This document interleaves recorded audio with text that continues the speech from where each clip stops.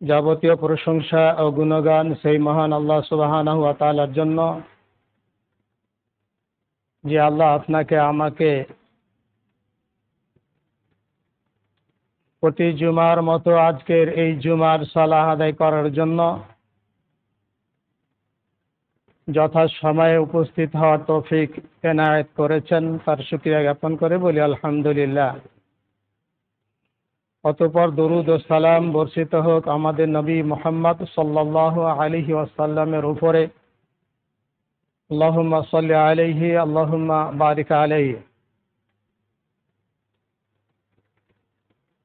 অতঃপর আমাদের নবী মুহাম্মদ সাল্লাল্লাহু আলাইহি ওয়াসাল্লামের পরিবার পরিজনের উপরে আল্লাহর অশেষ কৃপা বর্ষিত হোক বলে আমিন।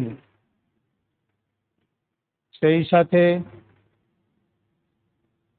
সাহাবায়ে কেরামের উপরেও আল্লাহর রহমত বর্ষিত হোক বলে আমিন। আজকে আমরা জুমার খুতবায় সংক্ষিপ্তভাবে আলোচনা পেশ করব কুরবানি সংক্রান্ত বিষয়ে। আমা তৌফিকি ইল্লা বিল্লাহ আলাইহি তাওয়াক্কালতু ওয়া ইলাইহি উনীব। গত জুমায় আমরা আলোচনায় শুনছিলাম জিলহজ মাসের প্রথম 10 দিনে আমাদের কি করণীয়, কি বর্জনীয়, সে বিষয়টা আপনাকে একটু স্মরণ করিয়ে দিই। আজকেই ইনশাআল্লাহ পশ্চিম গগনে জিলহজ মাসের চাঁদ দেখা দেবে। কারো চুল নখ কাটার প্রয়োজন হলে সন্ধ্যার আগে আগেই কেটে নেবেন। যে ব্যক্তি কুরবানি দেওয়ার ইচ্ছা পোষণ করেছেন, তবে বিশেষ প্রয়োজনে সেগুলো নখ চুল কাটা যাবে, যদিও সেটা হারাম। বিশেষ প্রয়োজন বলতে আপনার মাথায় যদি কোনো আঘাত লাগে, সে চুলটা কেটে আপনাকে চিকিৎসা করতে হবে। আপনার নখ যদি উজড়ে যায় কোনো জায়গায় হোঁচট লাগার মাধ্যমে, তাহলে সেটা প্রয়োজন মতো আপনি কাটতে পারবেন, তাতে কোনো গুনাহ হবে না। স্বেচ্ছাই করলে গুনাহগার হতে হবে। যেমনভাবে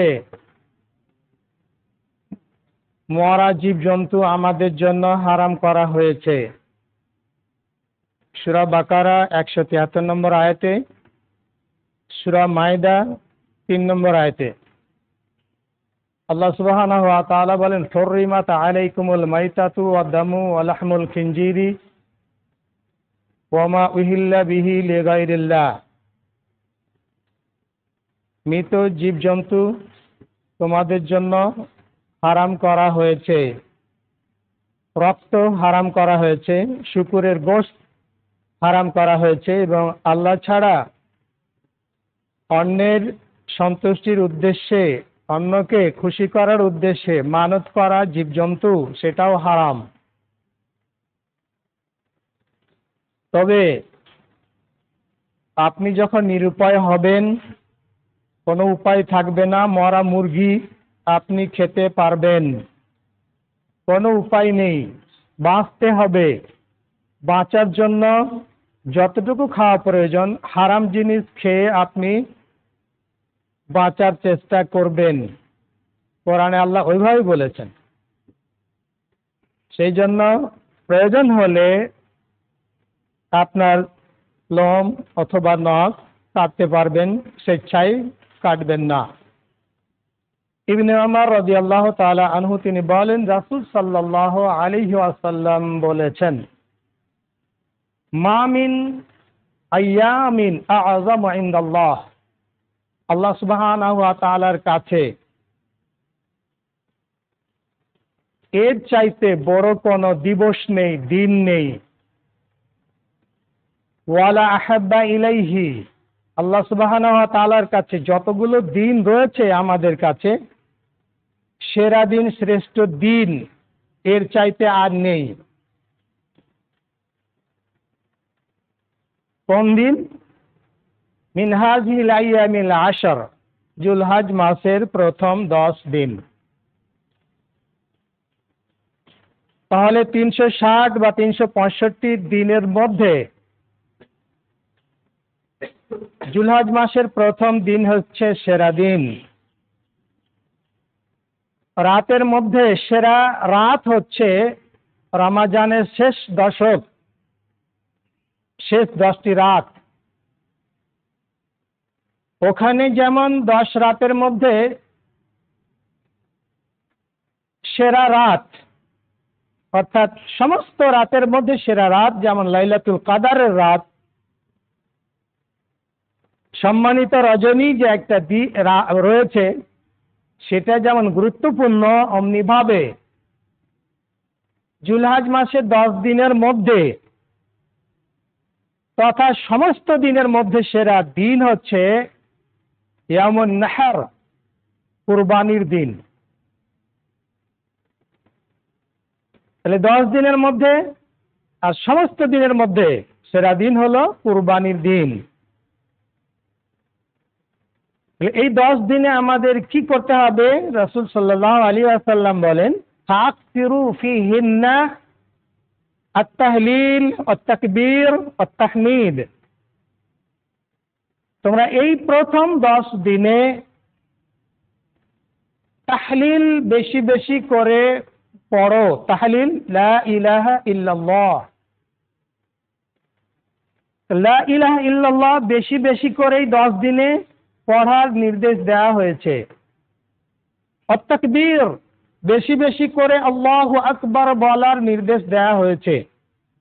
আত-তাহমিদ, বেশি বেশি করে আলহামদুলিল্লাহ বলার নির্দেশ দেওয়া হয়েছে। তাহলে এগুলো আমরা কিভাবে বলবো? আজকে চাঁদ ওঠার পর থেকে নিয়ে 13ই যুলহজ সূর্য ডুবার আগ পর্যন্ত মুতলাকান, সাধারণত আপনি তাকবীর পাঠ করবেন, আল্লাহু আকবার, আল্লাহু আকবার, আল্লাহু আকবার, লা ইলাহা ইল্লাল্লাহু ওয়াল্লাহু আকবার, আল্লাহু আকবার ওয়ালিল্লাহিল হামদ। যুলহজ মাসের প্রথম থেকে শুরু করে 13 তারিখ পর্যন্ত এটা মুতলাকান, সাধারণভাবে পড়তে হবে। আর মুকাইয়াদ, বিশেষভাবে পড়তে হবে যুলহজ মাসের 9 তারিখের ফজর থেকে নিয়ে 13 তারিখের আসর পর্যন্ত প্রত্যেক ফরজ সালাতের পরে অন্তত পক্ষে একবার পুরুষেরা সরবে, নারীরা নীরবে পড়তে হবে। ওটা মুকাইয়াদ, ওটা বলতে হবে। আরাফার ফজর থেকে নিয়ে, অর্থাৎ 9 তারিখের ফজর থেকে নিয়ে 13 তারিখের আসর পর্যন্ত তাকবীর যেটা বললাম, আল্লাহু আকবার, আল্লাহু আকবার, আল্লাহু আকবার। এই আল্লাহু আকবার 3 বার একটা হাদিসে রয়েছে, অপর হাদিসে 2 বারও রয়েছে, আল্লাহু আকবার, আল্লাহু আকবার, লা ইলাহা ইল্লাল্লাহু আল্লাহু আকবার, আল্লাহু আকবার ওয়ালিল্লাহিল হামদ। তাহলে এখানে তাহলিল, তাকবীর আর তাহমিদ 3টি বিষয় এই তাকবীরের মধ্যে উল্লেখ হয়েছে। ইবনে ওমর রাদিয়াল্লাহু তাআলা আনহু, আবু হুরায়রা রাদিয়াল্লাহু তাআলা আনহু সহ অন্যান্য বিশিষ্ট সাহাবায়ে কেরাম বিনা প্রয়োজনে, কেনাকাটা প্রয়োজন ছাড়াই বাজারে যেতেন, এই তাকবীর ধ্বনি আওড়াতেন। তাদের শুনে যারা বাজারি লোক ছিল, যারা দোকানদার ছিল, তারাও এই তাকবীর ধ্বনি আওড়াতো। তিনারা কাউকে পড়তে বলতেন না যে পড়েন, পড়ার নির্দেশ দেওয়া হতো না। তিনারা নিজ গতিতে পড়তেন আল্লাহু আকবার, আল্লাহু আকবার, লা ইলাহা ইল্লাল্লাহু, আল্লাহু আকবার ওয়ালিল্লাহিল হামদ। যে কোনো জিকির নিজ গতিতে বলতে হবে। সম্মিলিতভাবে কোনো জিকিরের ব্যবস্থা শরীয়তে রাখা হয়নি। সম্মিলিতভাবে জিকির যেটা আমরা সালাত আদায় করি, এটা জিকির আমি এর আগে বলেছি। তাহলে যেগুলো সম্মিলিতভাবে রয়েছে সেটা তো ভিন্ন কথা। কিন্তু সাধারণত আমরা যে জিকির বলতে বুঝি সেটা সুবহানাল্লাহ, আলহামদুলিল্লাহ, আল্লাহু আকবার, লা ইলাহা ইল্লাল্লাহ ইত্যাদি। এইগুলো দলবদ্ধভাবে একজনের নেতৃত্বে সবাই মিলে বলার কোনো সুযোগ নেই। আপনি যদি একজনের নেতৃত্বে বলার ব্যবস্থা করেন তাহলে সেটা সুন্নাত হবে না বিদআত হবে? যদি শিক্ষামূলক হয় যে আমি শিখাচ্ছি সবাইকে, তাহলে এটা তো সুন্নাহ, আপনি শিক্ষা দেবেন। কিন্তু যদি এটা সিস্টেম করেন তাহলে এটা বিদআত হবে। আপনি শিক্ষা দিচ্ছেন, মুখস্থ করাচ্ছেন, ঠিক আছে, কিন্তু যার মুখস্থ হয়ে গেছে তাকেও আপনি আবারও বলাচ্ছেন, সবাই মিলে বলছে, আপনি বলছেন, ওরা বলছে, এটা হবে না। তাহলে এই তাকবীর সকলেই পড়বেন।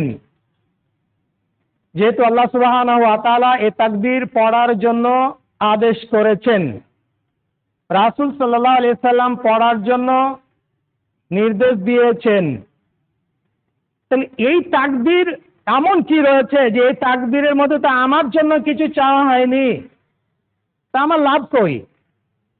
এর আগে আপনাকে বলেছি যে আলহামদুলিল্লাহ এমন একটি শব্দ, যদি আপনি আলহামদুলিল্লাহ বলেন মিজানের পাল্লাকে নেকিতে ভরে দেওয়া হবে।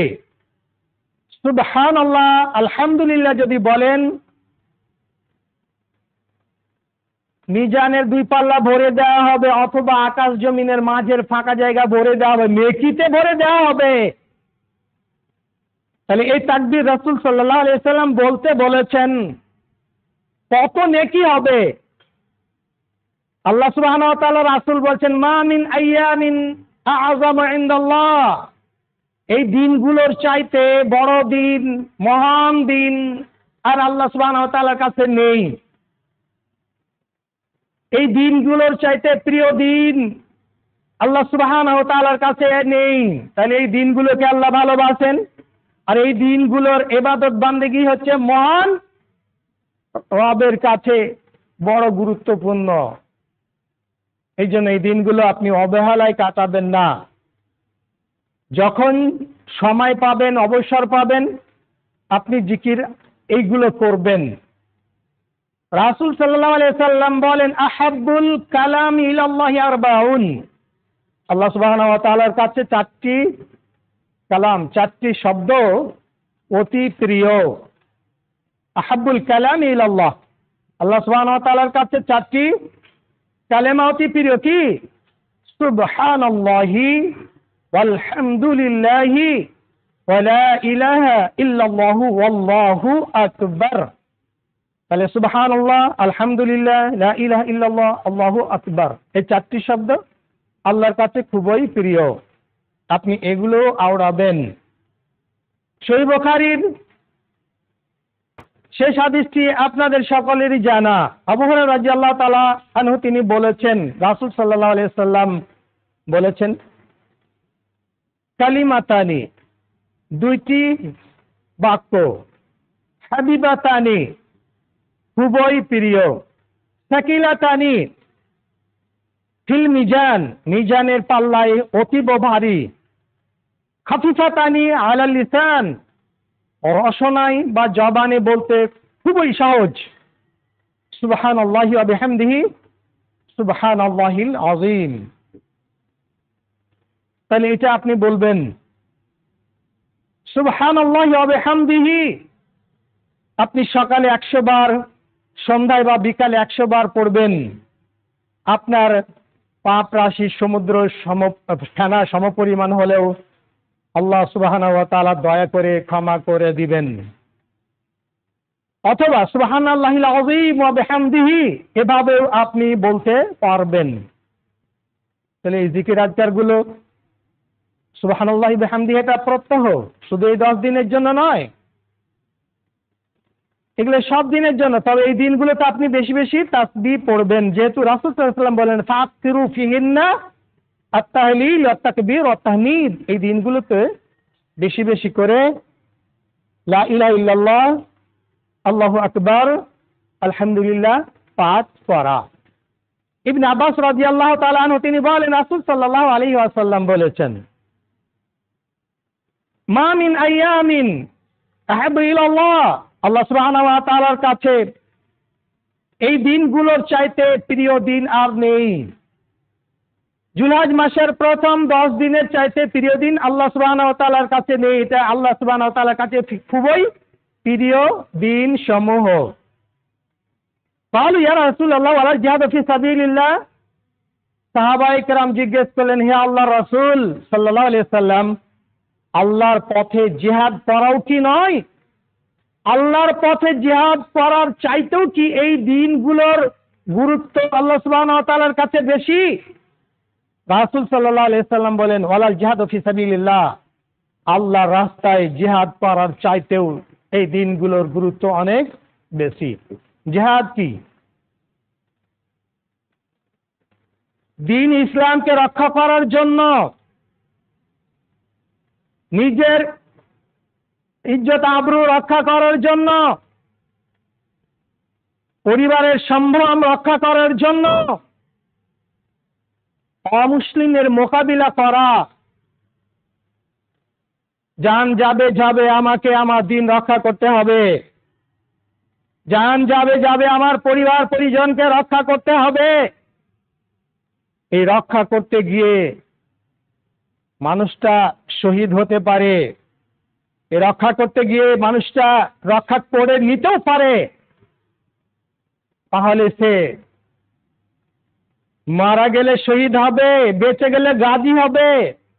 রাসূল সাল্লাল্লাহু আলাইহি ওয়াসাল্লাম বলেন, জিহাদও এই দিনগুলোর চাইতে গুরুত্বপূর্ণ আল্লাহর কাছে নয়। তবে হ্যাঁ, ইল্লা রাজুলুন খারাজা বিনাফসিহি ওয়া মালিহি, এমন একজন মুজাহিদ যে তার সম্পদ নিয়ে, জান নিয়ে বের হয়েছে, ওয়ালাম ইয়ারজি মিন যালিকা বিশাইইন, সে জান মাল সবই বিলিয়ে দিয়েছে, কোনো কিছুই নিয়ে আসতে পারেনি, অর্থাৎ জীবনটাই তার শেষ করেছে। যা সম্পদ নিয়ে গিয়েছিল যুদ্ধ করার জন্য সেটাও গেছে, নিজের জীবনটাও গেছে।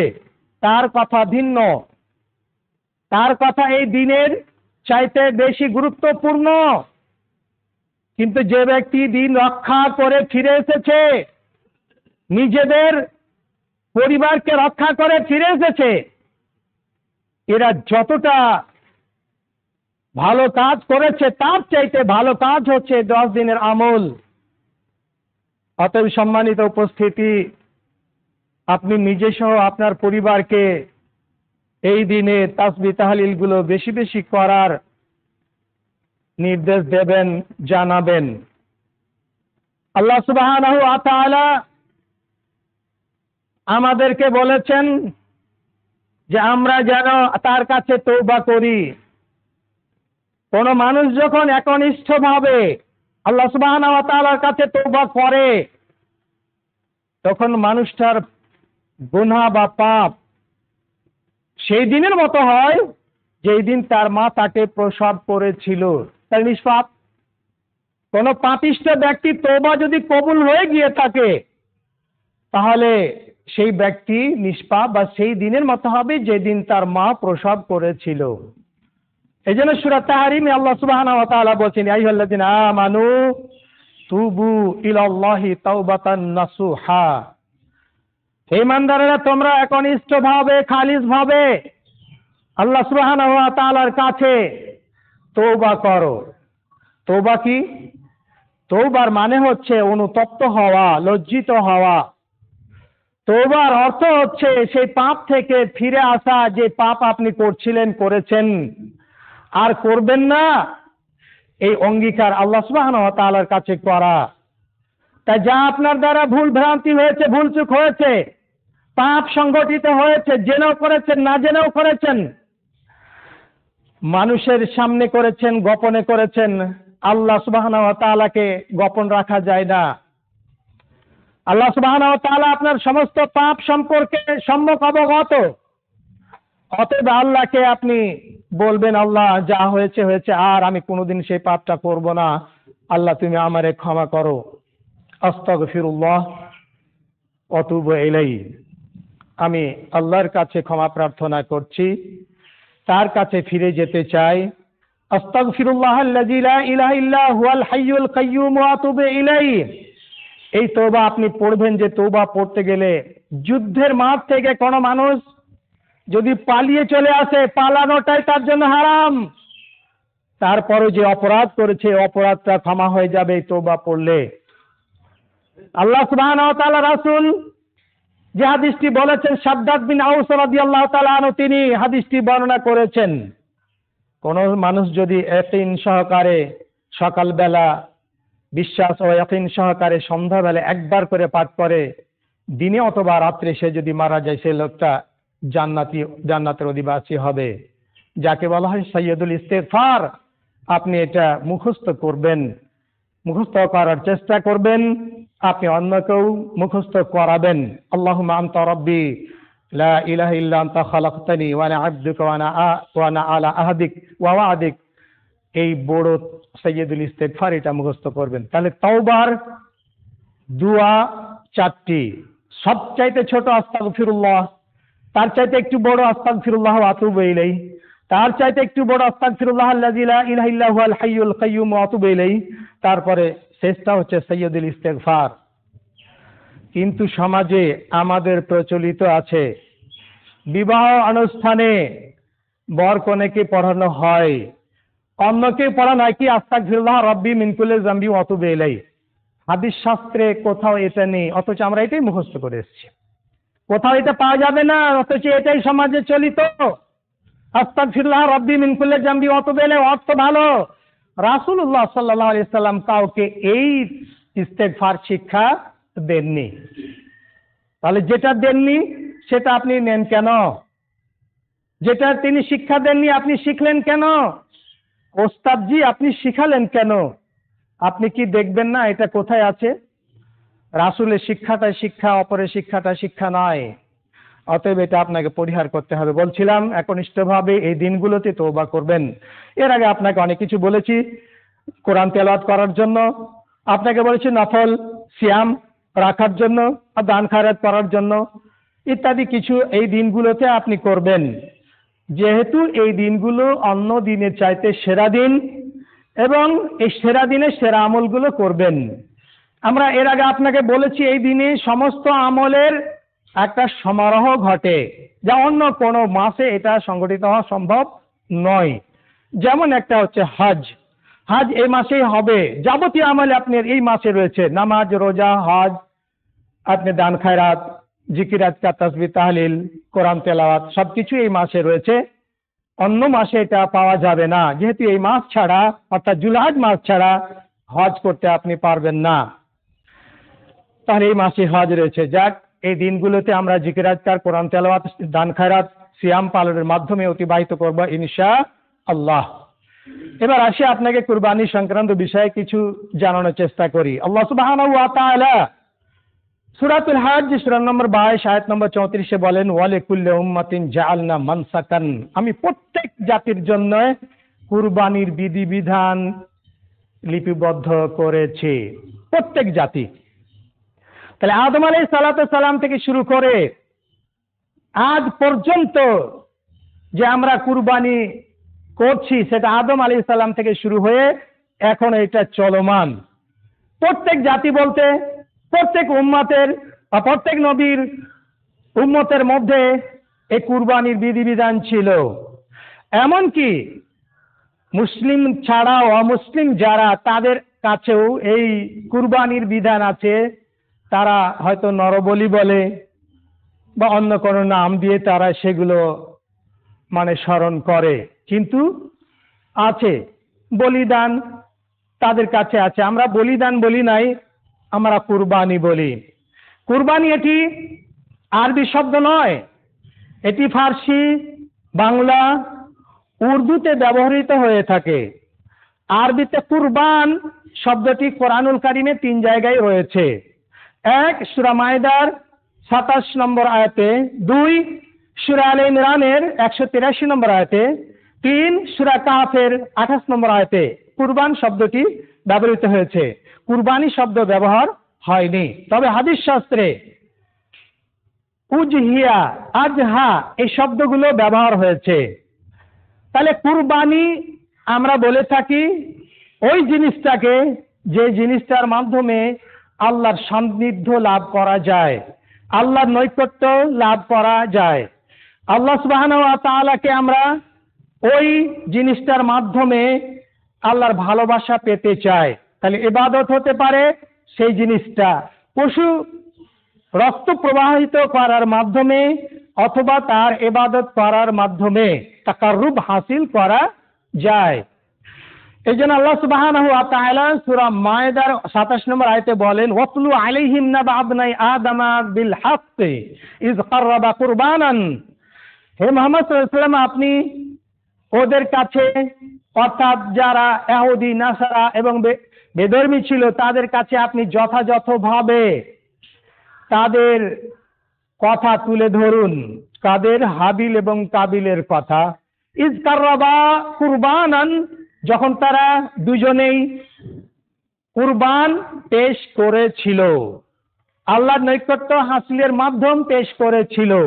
ফাতুকুব্বিলা মিন আহাদিহিমা ওয়া লাম ইউতাকাব্বাল মিনাল আখার, একজনের তরফ থেকে কবুল করা হয়েছে, অপরজনের পক্ষ থেকে কবুল করা হয়নি। অর্থাৎ হাবিল ছিল একজন মেষ পালনকারী, তার মেষ পালের মধ্যে যেটা মোটা তাজা ছিল সেটা আল্লাহর রাস্তায় ব্যয় করার চেষ্টা করেছেন।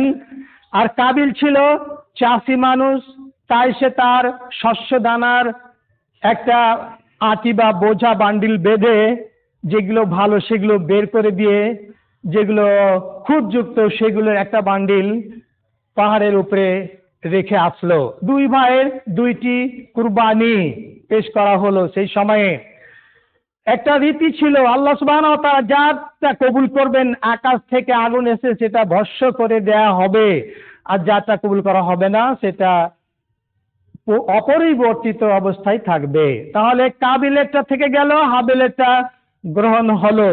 যারটা গ্রহণ হলো, যারটা হলো না হিংসায় ফেটে পড়লো, তোমারটা গ্রহণ কেন হলো? আল্লাহ ওখানে বলছে লা আকতুলান্নাকা, কাবিল বলল লা আকতুলান্নাকা, নিজের ভাইকে বলে আমি তোমাকে হত্যা করব, নিহত করব। তোমারটা কবুল হলো, আমারটা হলো না কেন?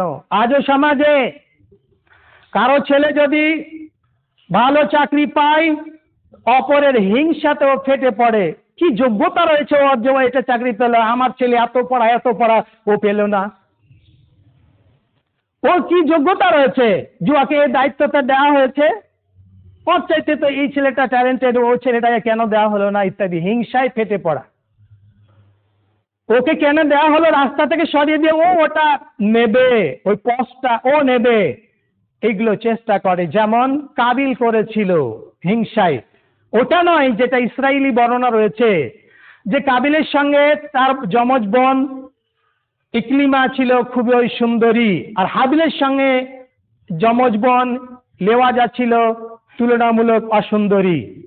সে সময়ে একটি প্রথা ছিল, যেহেতু তারাই পৃথিবীর প্রথম মানুষ, তাহলে আদম আলাইহিস সালাম তার স্ত্রী গর্ভ মা হাওয়া আলাইহিস সালামের গর্ভ থেকে একই সঙ্গে ছেলে মেয়ে জন্ম নিত। তাহলে আর একটা ছেলের সঙ্গে অপর মেয়ের এবং অপর ছেলের সঙ্গে আগের মেয়ের বিবাহ প্রথা জায়েজ রাখা হয়েছিল। কাবিল সেটা মানতে পারেনি, তার যমজ বোনেরকেই সে বিবাহ করবে, আর হাবিলের সঙ্গে বিবাহ দেওয়ার সিস্টেমটা সে মানবে না। এগুলো ইসরায়েলি বর্ণনা রয়েছে। আসল কথা যেটা, হিংসায় বশীভূত হয়েই কাবিল তার ভাইকে হত্যা করার চেষ্টা করে, পরিশেষে হত্যাও করে। তবে হাবিল তাকে মানে হত্যা করার বা প্রতিশোধ নেওয়ার জন্য বলে নাই, সে বলেছে ভাই ইন্নামা ইয়াতাকাব্বালুল্লাহু মিনাল মুত্তাকিন, যারা আল্লাহ ভীরু, আল্লাহ পরহেজগার, আল্লাহকে যারা ভয় করে, মানে আল্লাহকে যে ব্যক্তি ভয় করে তারটাই আল্লাহ গ্রহণ করে। তুমি যদি তাকওয়া অবলম্বন করতে, পরহেজগারিতা অবলম্বন করতে, আল্লাহর ভয় অন্তরে পোষণ করতে, তাহলে তোমার মানে কুরবানিটাও কবুল হতো। অতএব আপনিও চেষ্টা করেন, আপনার ছেলেরও হতে পারে, আপনিও চেষ্টা করেন আপনার দোকানও চলতে পারে। আপনি হিংসা করবেন না, ওরটা চলে আমারটা চলে না কেন। জি না, আল্লাহর কাছে আপনি দোয়া করতে থাকবেন, আল্লাহ ওরটাও আমারটাও চালাও, ওরটাও চালাও। আল্লাহ আমার ছেলেকে তুমি চাকরি দাও, ওর ছেলেকেও দাও। এইটা বলিয়েন না যে ওর ছেলেটা বাতিল করে দে, আমার দাও, তা না। আপনি কোনো মানুষ সম্পর্কে যদি জানেন অসুস্থ রয়েছে, আপনি শুনেছেন অসুস্থ ব্যক্তির কথাটা, আপনি আল্লাহকে বলুন, আল্লাহ আমাকে সুস্থ রাখুন, তাকেও সুস্থ করে তুলুন। তাহলে আল্লাহ সুবহানাহু ওয়া তাআলা আপনার জন্য একদল ফেরেশতা নিযুক্ত করবেন। আপনি যখন পরের জন্য দোয়া করবেন, ফেরেশতা বলবে আপনার জন্য সেটা হোক। তাহলে আপনি যদি পরের মানে শুভাকাঙ্ক্ষী হন, যে আল্লাহ ওর ছেলেটাকে তুমি চাকরি দেওয়ার ব্যবস্থা করে দাও, আল্লাহ তার ব্যবসাটাকে আল্লাহ তুমি চলমান করে দাও, তাকে প্রতিষ্ঠিত করো, আল্লাহ তাকে তুমি সুস্থ করো, তাহলে ফেরেশতা কি বলবে? আল্লাহ যেন তোমাকেও এরকম করে, অর্থাৎ তুমিও যেন সুস্থ থাকো, তুমিও যেন এস্টাবলিশড হতে পারো, তুমিও যেন সার্ভিস পেতে পারো। তাহলে এটা অন্যের জন্য চাইতে গেলে নিজের জন্য হয়। আমাদের এক ভাই অসুস্থ রয়েছেন, দোয়ার জন্য আবেদন করেছেন। আল্লাহ সুবহানাহু ওয়া তাআলার কাছে আমাদের প্রার্থনা, আল্লাহ যে ভাই আমাদের কাছে দোয়ার আবেদন করেছে, আল্লাহ তুমি সুস্থতা তাকে দান করো বলে আমিন। আল্লাহ তাকে তুমি শেফায়ে কুল্লিয়া দান করো বলে আমিন।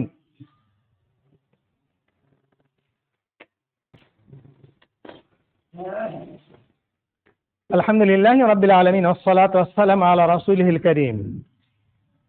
তাহলে বলছিলাম হাবিল এবং কাবিলের ঘটনা। সেখানে হাবিল তার ভাইকে বলেছে যে যেটা তাকওয়ার সাথে করা হবে সেটা গ্রহণ করা হবে। আমরাও মানুষকে দেখানোর জন্য আমাদের কুরবানি আল্লাহর কাছে পেশ করব না। আমরা একনিষ্ঠভাবে, খালিসভাবে, নিষ্ঠার সাথে আল্লাহর সন্তুষ্টির জন্যই আমরা কুরবানি আল্লাহর কাছে পেশ করব ইনশাআল্লাহ। তবে শুনুন, অধিকাংশ মানুষ বেনামাজি, অথচ এমন কোন বাড়ি খুঁজে পাবেন না যে কুরবানি দিচ্ছে না, দেওয়ার চেষ্টা করছে। অথচ আল্লাহ সুবহানাহু ওয়া তাআলা সূরা কাউসার সূরা নম্বর 108 আয়াত নম্বর 2 বলছেন, ফাসাল্লি লিরাব্বিকা ওয়ানহার। অতএব আপনি আপনার রবের সন্তুষ্টির জন্য সালাত আদায় করুন, নামাজ পড়ুন। ওয়ানহার, অতঃপর কুরবানি করুন। আগে নামাজ, পরে কুরবানি। আল্লাহ সুবহানাহু ওয়া তাআলা সূরা আনাম সূরা নম্বর 7 আয়াত নম্বর 162-63 বলেন, কুল ইন্না সলাতি ওয়া নুসুকি ওয়া মাহইয়ায়া ওয়া মামাতি লিল্লাহি রাব্বিল আলামিন লা শারীকা লাহু ওয়া বিযালিকা উমিরতু ওয়া আনা আউয়ালুল মুসলিমিন। হে মুহাম্মদ সাল্লাল্লাহু আলাইহি ওয়াসাল্লাম বলুন, এখানে ইব্রাহিম আলাইহিস সালাম কে বলতে বলা হয়েছে, ইব্রাহিম আলাইহিস সালামের ঘটনা রয়েছে। ইন্না সলাতি, নিশ্চয় আমার নামাজ, ওয়া নুসুকি, নিশ্চয় আমার কুরবানি, ও মাহইয়ায়া, আমার জীবন, ও মামাতি, আমার মরণ, লিল্লাহি রাব্বিল আলামিন, জগৎ সমূহের রব আল্লাহর জন্যে। তাহলে আগে কি? ইন্না সলাতি, নিশ্চয় আমার নামাজ। আগে আপনি নামাজি হন, পরে কুরবানি দাতা হন। আগে নামাজ, পরে অন্যান্য ইবাদত। ইমানের পরে পরে যে ইবাদতটা আপনাকে করতে হবে সেটা হচ্ছে সালাহ বা নামাজ। নামাজবিহীন কোনো মানুষ মুসলমান থাকতে পারবে না, বেনামাজি জাহান্নামে যাবেই। এ বিষয়ে কোনোদিন সুযোগ হলে আমরা এই সম্পর্কে আলোচনা পেশ করব। তবে আপনি যদি সূরা মুদ্দাসির 74 নম্বর সূরা লক্ষ্য করেন, সেখানে আল্লাহ সুবহানাহু ওয়া তাআলা বলছেন, তাতাসাআলুনা আনিল মুজরিমিন, মুজরিম অপরাধীদের সম্পর্কে জিজ্ঞেস করা হবে, মা সালাকাকুম ফি সাকার, তোমরা সাকার নামক জাহান্নামে কেন আসলে? কালু, তারা বলবে যারা সাকারে ঢুকে রয়েছে, লাম নাকু মিনাল মুসাল্লিন, আমরা মুসল্লিদের অন্তর্ভুক্ত ছিলাম না, আমরা নামাজি ছিলাম না। সম্মানিত উপস্থিতি, তাহলে যারা জাহান্নামে যাবে তারাই বলবে আমরা জাহান্নামে আসার কারণ কি, কেন আমাদেরকে জাহান্নামে দেওয়া হচ্ছে।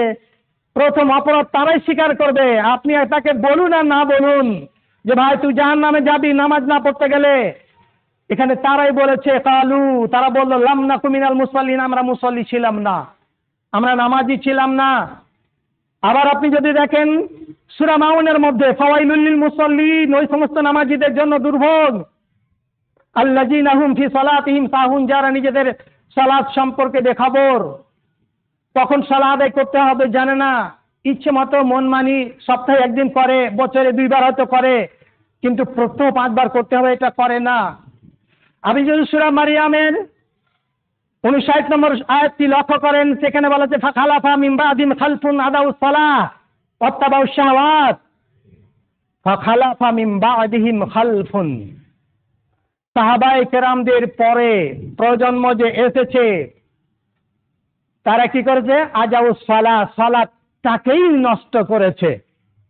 কিভাবে নষ্ট করেছে? 2 ভাবে। এক তো তারা সালাত আদায় করে না, 2টা হচ্ছে তারা রাসূল সাল্লাল্লাহু আলাইহি সাল্লামের পদ্ধতি অনুযায়ী করে না, 3 যারা সঠিক সময়ে সালাত আদায় করে না, এরাও তাহলে আজাউস সালাহ, সালাতটাকে নষ্ট করেছে। তাহলে নষ্ট করা কি? পরবর্তীকালে যারা এসছে, আমরা এসছি, তাহলে আমরা কি করেছি? আজাউস সালাহ, আমরা সালাতটাকে নষ্ট করেছি কিসের মাধ্যমে? বেনামাজি হওয়ার মাধ্যমে। নামাজি আর বেনামাজির মধ্যে কোনো তফাৎ আমাদের কাছে মনে হয় নেই। এই জন্য সমাজে বেনামাজিরা বুক ফুলে চলাফেরা করে, চলছে ফিরছে, আপনার স্ত্রীও আপনার মেয়েও আপনার ছেলেও, আপনি কিছুই বলতে পারছেন না। অথচ রাসূল সাল্লাল্লাহু আলাইহি সাল্লাম বলেছেন কুল্লুকুম রাঈন ওয়া কুল্লুকুম মাসউলুন আন রাইয়াতিহি, প্রত্যেক ব্যক্তি হচ্ছে একজন কর্তা, তার কর্তৃত্ব সম্পর্কে তাকে কিয়ামতের দিনে জিজ্ঞাসিত হতে হবে। আপনি বাড়ির পরিবারের কর্তা, আপনি কি করবেন? আপনাকে জিজ্ঞেস করা হবে আপনার স্ত্রী নামাজ পড়েনি কেন, আপনার ছেলে মেয়ে নামাজ পড়েনি কেন, কি উত্তর দেবেন? উত্তর দেওয়ার জন্য আপনি রেডি থাকুন যে আল্লাহ সুবহানাহু ওয়া তাআলা আজাউস সালাহ ওয়াত্তাবাউশ শাহাওয়াত, তারা প্রবৃত্তির অনুসরণ করেছে নামাজ ছেড়ে দিয়ে। সম্মানিত উপস্থিতি, সময় গড়িয়ে গেল, ফলে আপনাকে বলবো যে আপনি সময় মতো রাসূল সাল্লাল্লাহু আলাইহি ওয়াসাল্লামের দেখানো পদ্ধতি মতো আপনি সালাত আদায় করবেন, তারপরে কুরবানি দেবেন। তবে কুরবানি এটা আল্লাহর নৈকট্য হাসিলের মাধ্যম, তাকে দেখানোর জন্য করবেন না। একটি কথা বলে শেষ করি, যেটা আপনাদের একটি প্রশ্ন রয়েছে, একই পশুতে আকিকা এবং কুরবানি দেওয়া যাবে কিনা? জি না। একই পশুতে কয়েক ভাগ কুরবানি, কয়েকটা অংশ আকিকা দেওয়া রাসূল সাল্লাল্লাহু আলাইহি সাল্লামের সুন্নাহ দ্বারা প্রমাণিত নয়। দিলে আপনি দিবেন, তবে সুন্নাত নয়। আর কি মৃত ব্যক্তির পক্ষ থেকে কুরবানি দিবেন কি দিবেন না? আনাস রাহিমাহুল্লাহ তিনি বলেন, আমি আলী রাদিয়াল্লাহু তাআলা আনহুকে দেখলাম ইউজাহি বিকাবশাইনি, 2টি ভেড়া কুরবানি করতে। ফাকুলতু মাহাজা, আমি বললাম এটা কি ব্যাপার, আপনি 2টা কুরবানি করছেন? আলী রাদিয়াল্লাহু তাআলা আনহু তিনি বললেন যে ইন্না রাসূলুল্লাহ সাল্লাল্লাহু আলাইহি সাল্লাম আওসানি আন উজাহি আনহু, রাসূল সাল্লাল্লাহু আলাইহি সাল্লাম আমাকে তার পক্ষ থেকে কুরবানি করার নির্দেশ দিয়েছেন। ফাআনা উজাহি আনহু, এই জন্য আমি তার পক্ষ থেকে একটা কুরবানি করছি। জি, হাদিসটি আবু দাউদে বর্ণিত হয়েছে, অন্যান্য হাদিস গ্রন্থে বর্ণিত হয়েছে, হাদিস নাম্বার 2795। তবে হাদিসটা নিতান্তই দুর্বল। অতএব নবী সাল্লাল্লাহু আলাইহি সাল্লামের জন্য কুরবানি দেওয়ার কোনো বিধান রাখা হয়নি। দুর্বল হাদিসের উপরে ভিত্তি করে কেউ যদি দিতে চায় সে দেবে, এটা সুন্নাত নয়। অমনিভাবে আপনার আত্মীয় স্বজন মৃত যারা হয়েছে, আপনি তাদের জন্যে তাদের পক্ষ থেকে কুরবানি দিতে পারবেন কি না, বড়ই ইখতিলাফ বা মতভেদ রয়েছে। তবে তাদের পক্ষ থেকে কুরবানি দেওয়াটা জায়েজ, সুন্নাত নয়। একটা সুন্নাত, একটা জায়েজ। আমরা জায়েজের জন্য লড়াই করি না, আমরা সুন্নাতের জন্য লড়াই করি বা আমরা তর্ক বিতর্ক করি সুন্নাতের জন্য। তবে আপনি দুয়াই শরীক করবেন, আল্লাহ আমার পরিবারে জীবিত মৃত সবার পক্ষ থেকে এটা তুমি গ্রহণ করো, তাহলে আপনি এটা ভালো কাজ করলেন। যেহেতু রাসূল সাল্লাল্লাহু আলাইহি ওয়াসাল্লাম কুরবানি দেওয়ার সময় বিসমিল্লাহ আল্লাহুম্মা তাকাব্বাল হাযা মিন মুহাম্মদ ওয়া আলি মুহাম্মদ ওয়া মিন উম্মতি মুহাম্মদ, হে আল্লাহ এটা তোমার নামে শুরু করছি, এটা তুমি গ্রহণ করো মুহাম্মাদের পক্ষ থেকে, তার পরিবারের পক্ষ থেকে এবং মুহাম্মাদের উম্মতের পক্ষ থেকে। যারা জীবিত মৃত তাহলে সবাই উম্মত, যারা মানে দাওয়াত কবুল করেছে অর্থাৎ মুসলিম, তাহলে তাদের পক্ষ থেকে দেওয়া হয়েছে কবুল করার ক্ষেত্রে, কিন্তু তাদের অংশ নির্ধারণ করা হয়নি যে দুইটা অংশ মার জন্য দুটা অংশ বাবার জন্য দিলাম, এমনটি নয়। জীবিত মানুষেরাই কুরবানি দেবেন, মৃত জীবিত সমস্ত মানুষকে আপনি দুয়ায় শরীক করে নেবেন। দুয়ার জন্য আপনি যে জবাই করবেন বিসমিল্লাহ আল্লাহু আকবার বললেই যথেষ্ট হবে। আল্লাহ সুবহানাহু ওয়া তাআলা আমাদেরকে সঠিক বুঝ দান করেন, বলি আমিন। হে আল্লাহ, তুমি আমাদের প্রতি দয়া করো, রহম করো, আমরা তোমার দয়ার মুখাপেক্ষী, আমাদেরকে তুমি তোমার দয়া দিয়ে ঢেকে নাও, বলি আমিন। হে আল্লাহ, আমাদের মধ্যে যারা অসুস্থ রয়েছে আল্লাহ তুমি তাদেরকে সুস্থতা দান করো। হে আল্লাহ, আমাদের মধ্যে যারা কবরস্থ হয়েছে আল্লাহ তুমি তাদের ভুল ত্রুটিকে ক্ষমা করে দিয়ে জান্নাতের জন্য কবুল করে নাও, বলি আমিন।